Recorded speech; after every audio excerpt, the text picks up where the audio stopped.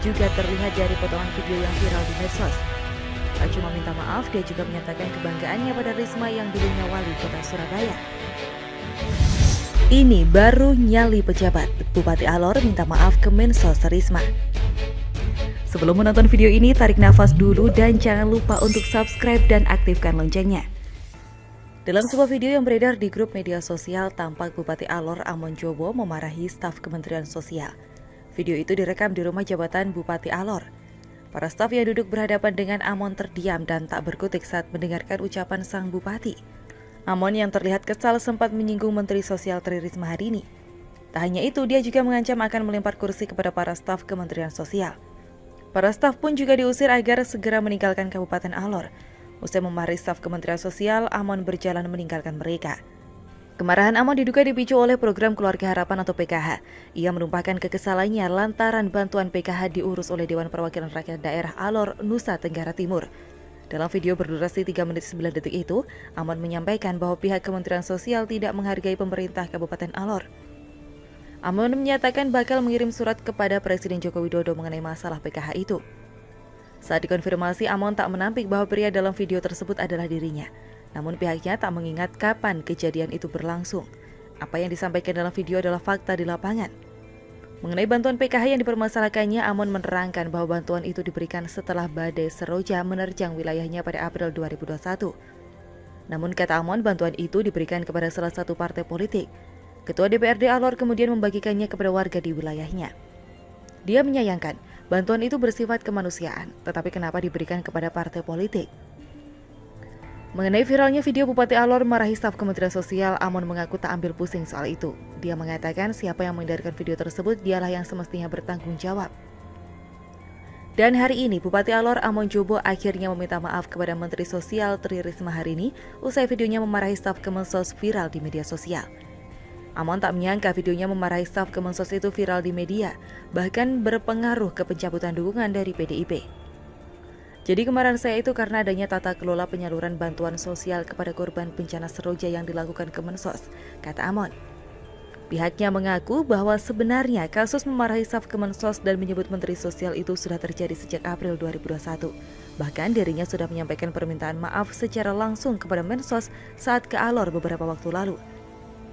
Permintaan maaf Amon saat dia berpidato dalam sebuah acara juga terlihat dari potongan video yang viral di medsos. Tak cuma minta maaf, dia juga menyatakan kebanggaannya pada Risma yang dulunya wali kota Surabaya. Bupati Amon bahkan dalam video itu menyebut akan bersurat ke Presiden Jokowi terkait PKH. Amon bahkan mengusir staf mensos itu. Menanggapi hal itu, Risma yang sedang berada di Bandung untuk napak tilas di perjalanan Soekarno menjawab soal amukan Bupati Alor itu. Risma tak menjelaskan kapan video itu terjadi, namun dia mengatakan kedatangan stafnya ke rumah dinas Bupati Alor itu bukan untuk membahas soal PKH, tapi bantuan untuk bencana. Jadi kalau bantuan untuk bencana bagaimana kita, itu saat saya sendiri saya kirim barang saat itu dari Jakarta jauh, kita kepengen cepat, kita kirim dari Surabaya, ujar Risma. Atas video viral kemarahan Amon itu, PDIP mencabut dukungannya terhadap Amon.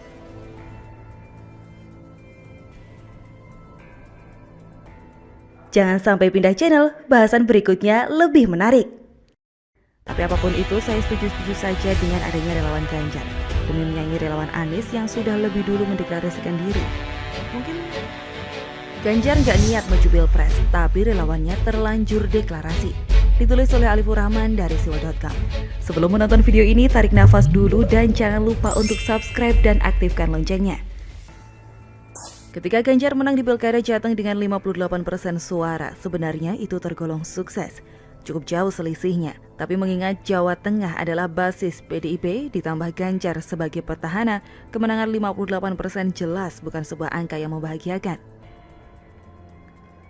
Angka itu sama seperti kader baru PDIP di Surabaya, Eri Cahyadi, yang menang dengan 57,5% suara untuk jabatan pertamanya. Memang tak bisa dibandingkan antara kota dan provinsi, tapi untuk wilayah basis partai, semestinya kemenangannya lebih solid. Dari angka itu saya sudah mulai bertanya-tanya, sebenarnya ada apa di Jawa Tengah? Padahal Jokowi di Jawa Tengah menang telak dengan 77%. Jadi secara keterpilihan dan suara yang didapatkan di wilayah basis partai dan petahana, Ganjar tidak terlalu kuat. Masih bisa diimbangi oleh siapapun, bahkan oleh Sudirman Said yang sebenarnya sama sekali tidak populer di Jateng. Maka ketika sekarang didorong-dorong untuk maju di Pilpres 2024, jujur saya masih meragukan. Ragu apakah Ganjar cukup meyakinkan untuk direkomendasikan oleh partai.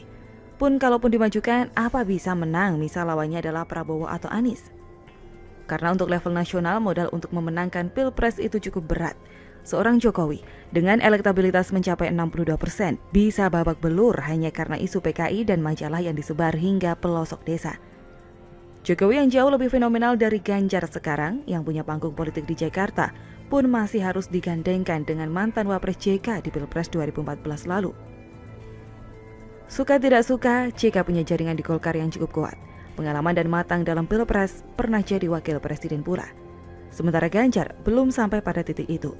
Tapi menarik melihat pergerakan relawan yang sudah lebih dulu melakukan deklarasi dukung Ganjar. Pembentukannya terjadi untuk merespon konflik antara Puan dan Ganjar.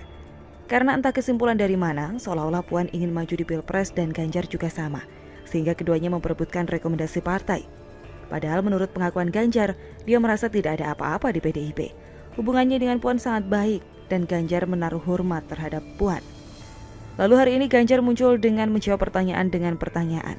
Saat ditanyai soal pencapresan, jawabannya yang mau nyapres itu siapa?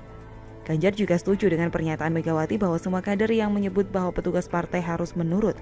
Ini benar-benar mengakhiri konflik dan banyak pertanyaan di luar sana yang mengira Ganjar akan pindah partai atau menerima untuk dimajukan dari partai lain. Ganjar loyal terhadap PDIP dan patuh pada instruksi Ketua Umum. Bagi saya ini juga tidak mengagetkan, karena Ganjar adalah orang yang berkarir di partai, ikut masuk dalam pengurusan dan pernah menjadi anggota DPR. Posisinya berbeda dengan Jokowi yang tidak berkarir di partai, yang maju di Pilkada Solo dengan melamar rekomendasi, lalu maju ke Jakarta dan akhirnya Pilpres 2014.